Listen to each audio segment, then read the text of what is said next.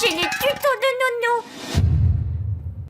Bonjour chers amis traders, je vous propose de faire une petite expérience avec les volumes par prix. Donc on cache volontairement le prix sur le graphique et on va voir comment interpréter ce volume par prix et si ça colle d'une certaine manière à cette interprétation, c'est l'évolution de prix colle à l'interprétation qu'on va pouvoir en faire. Donc on voit le volume par prix, donc c'est tout simplement le nombre d'échanges qu'il y a eu à un certain niveau de prix. Donc on voit que ça dessine une espèce de profil, comme des nuages. Et d'une certaine manière, là où il y a le plus d'échanges, c'est là où finalement il y a eu le plus de transactions. C'est la définition du volume par prix. Ce qui laisse à penser que, par exemple dans cette zone-là, qui est matérialisée par tout simplement entre un endroit où c'est plus faible et un autre endroit où c'est plus faible, on peut dire même par exemple entre ici et ici, eh bien ça signifie que le prix, tout au long de la fenêtre active, a certainement évolué dans cette zone-là, ou en tout cas quand le prix est rentré dans cette zone-là, il a évolué un certain temps avant de ressortir. Donc c'est le même interprétation à ce niveau-là. Alors évidemment, c'est pas tout le long du graphique, ça s'est peut-être fait à d'autres niveaux. Ici, on a un exemple assez flagrant. Je pense que là, on va avoir des choses assez pertinentes. Et là également, aussi peut-être à un niveau un petit peu moindre. Voilà. Donc, les niveaux par prix ou les volumes par prix où il y a le plus d'échanges, c'est par exemple le cas ici, ce que j'appelle un POC. Enfin, ça s'appelle un POC, c'est Point of Change. Moi, j'appelle ça point consensuel. C'est là où il y a le plus d'échanges de prix, enfin de transactions à un niveau de prix. Eh bien, c'est clairement ce type de représentation qui indique qu'on a potentiellement un range quelque part, si ce n'est pas surtout le graphique, quelque part dans cette zone-là. Donc même principe, ce qu'on a vu au-dessus, quand le prix rentre dans cette zone ici, eh bien il y a de fortes chances d'y rester un moment avant de repartir. Et puis à l'inverse, on a des endroits où finalement le volume par prix est très faible, c'est le cas par exemple ici. Ça sous-entend qu'on a eu très peu d'échanges ici, donc a priori une résistance ou un support.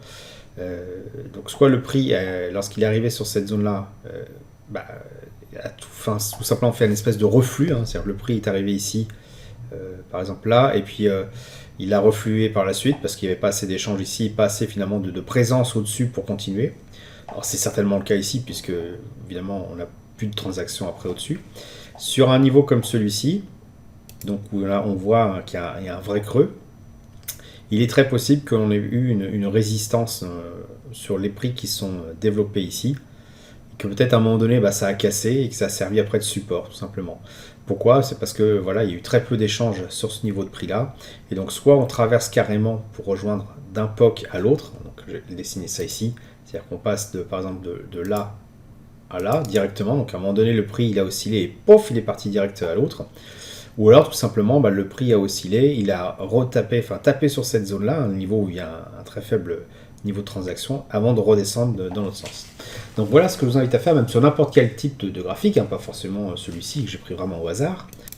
Donc tracer les niveaux où il y a le moins d'échanges, donc là où il y a des creux dans les volumes, ici, ici, ici on l'a aussi, ici c'est clair, ça correspond à la zone qu'on a dessinée. Ici on a un petit bout ici intéressant, là peut-être dans une moindre mesure on ne voit pas forcément, et bien sûr ici. Vous tracez également, peut-être dans une couleur un peu différente, moi je prends le noir d'habitude, les endroits où on a le prix consensuel. Et à chaque fois que vous avez un endroit où il y a un prix potentiellement consensuel, c'est le cas à peu près ici, on va dire au milieu à peu près, vous vous doutez que autour de ce prix consensuel, entre chaque niveau qui entoure ce prix consensuel, on l'a dû avoir à un moment donné, un niveau de range, ce qui veut dire que quand on rentre dans cette zone-là, on y reste un petit moment avant de ressortir. Donc voilà ce qu'on peut dire. Alors évidemment, c'est pas sur l'ensemble du graphique, c'est-à-dire que vous vous doutez qu'il y a des transactions ici, mais il y en a eu ici, donc il y a eu certainement des sursauts gamma entre cette zone-là et cette zone-là. Et maintenant, ce qu'on va faire, c'est remettre tout simplement le prix et voir un petit peu ce que ça donne, est-ce que ça correspond à notre à nos niveaux qu'on a pu détecter. Donc on voit au début qu'on a effectivement pas mal d'échanges dans cette zone de range où le pic est le plus important. Ici, on a eu un échange ici, un échange ici, un échange là. Donc vraiment cette zone-là, c'est là où il y a le plus d'échanges. On ne voit pas forcément avec les bougies, mais avec le nombre de transactions qui apparaît ici, on se doute que cette zone-là est particulièrement importante. Donc je vais vraiment la mettre en relief, avec peut-être une couleur un poil plus accentuée. Allez, je vais mettre du bleu. Comme ça. Voilà, hein, c'est le cas ici. On a également des échanges dans cette zone-là, on le voit ici, mais on n'est pas resté longtemps. On est revenu un peu après ici. Donc une zone également intéressante, qu'on va mettre en bleu de la même façon. Voilà, ici deux zones hein, qui apparaissaient, donc a priori voilà, des échanges qui ont lieu ici quand on rentre dans cette zone-là. Alors je vais peut-être le séparer volontairement parce que le problème c'est qu'on ne distingue plus trop la zone du dessus de la zone du dessous. Voilà, c'est un peu faussé du coup, mais voilà, ça permet de voir. Effectivement ici on est resté un petit moment là-dedans, avant de repasser hein, dans cette zone-là au-dessus et de revenir dedans. Donc deux zones intéressantes. Voilà, qu'on peut même étendre un petit peu en bas, on affine avec le prix, voilà. Ici, puisqu'on voit effectivement qu'il y a un creux qui a duré un petit peu plus longtemps. Donc des zones relativement pertinentes également. Hop, voilà, c'est colorié. Et puis là, ici, une nouvelle zone hein, qui apparaît autour de ce point consensuel. Donc qu'est-ce qu'on peut dire de tout ça? On confirme le fait que lorsqu'il y a un point, un pic hein, dans le volume par prix, c'est qu'on a eu énormément d'échanges autour de ce prix-là, hein, c'est la définition même de ce pic. Et ça signifie que voilà, lorsqu'on est dans ce type de transaction, les bornes qui sont au-dessus et en dessous, qui marquent en fait les creux hein, dans le volume, indique tout simplement une zone potentielle de range où lorsqu'on rentre dans cette zone-là, on va y rester un moment et donc on va avoir tendance à jouer du billard de bande autour, c'est-à-dire que là, lorsqu'on tape sur un coin, si on a un début de retournement, on va certainement revenir vers le point central. Alors c'était le cas ici, là c'est pas le cas à chaque fois bien sûr, ici vous avez un retour au centre, ici là on casse carrément le niveau et on redescend, donc plus d'importance, voilà, ici on arrive sur cette zone-là, donc on arrive pratiquement au point consensuel ici, on repart, finalement on revient, hop, deuxième tentative, on revient au point consensuel. Ici, on voit que finalement ça ne tient pas et qu'on casse pour passer au niveau du dessus. Alors justement, à ce niveau du dessus, qu'est-ce qui se passe? On voit qu'effectivement il y a eu quelques échanges ici, le point consensuel est beaucoup plus faible hein, qu'ici, donc il y a un peu moins de transactions. Donc on s'attend finalement que ça soit peut-être moins pertinent. Alors déjà que là c'était pas non plus super flagrant, mais ici voilà, on se doute que les échanges sont relativement tenus. En revanche, ici, c'est un peu mieux. On a plus d'échanges sur cette zone-là. Hein. Le volume par prix est supérieur ici que ici. Et également ici. Donc ça sous-entend quoi? Que voilà, on va avoir un effet d'aimantation hein, du trait noir. Dès qu'on est en fait dans cette zone-là, je vais peut-être zoomer un petit peu quand même. Hop. Dès qu'on rentre dans cette zone-là, et bien en fait on a tendance à revenir sur ce point consensuel à chaque fois. Donc dès qu'on s'en écarte un peu, hop, on revient un peu. On s'en écarte un peu, voilà, on revient un peu. Bon, évidemment, il y a un moment donné où ça marche plus. Mais voilà, ici c'est super flagrant, vous avez un point consensuel, c'est carrément un aimant. Vous avez le prix, il bouge pratiquement pas autour. Dès qu'on s'en écarte un peu et qu'on arrive sur les niveaux par prix relativement plus faibles, hein, là où il y a des creux hein, dans le volume par prix, pouf, on a tendance à revenir sur le point consensuel. Pareil ici, on revient sur le point consensuel, bien à un moment donné, bien sûr, ça ne marche plus, on s'en éloigne, mais finalement, il y a très peu d'échanges de transactions. Donc là, la bougie, elle s'est dessinée extrêmement rapidement. Hein. On voit très bien qu'il n'y a pas eu de tentative de retour, et donc on passe carrément sur le point consensuel suivant, qui se trouve ici. Et là, à nouveau, on va jouer à un jeu de ping-pong, hop, ici, ici, ici, ici. Hein, là, je suis sur une base horaire, mais je pense qu'on aura eu le temps d'intervenir. Ici, c'est pas super flagrant. Ici, hop, on voit que ça casse. Comme on a un volume par prix qui est relativement faible ici, on se doute que cette bougie-là s'est tracée extrêmement rapidement, avec très peu de transactions ici. Et donc, qu'est-ce qu'on fait? On arrive sur le point consensuel du dessus. Donc, il y a un phénomène d'aimantation. Alors, on ne va pas jusqu'au bout. On revient après sur le point consensuel qui est ici. Donc, voilà un petit peu le mécanisme de prix. Donc, il n'y a rien, bien sûr, de transcendant qui marche à chaque fois.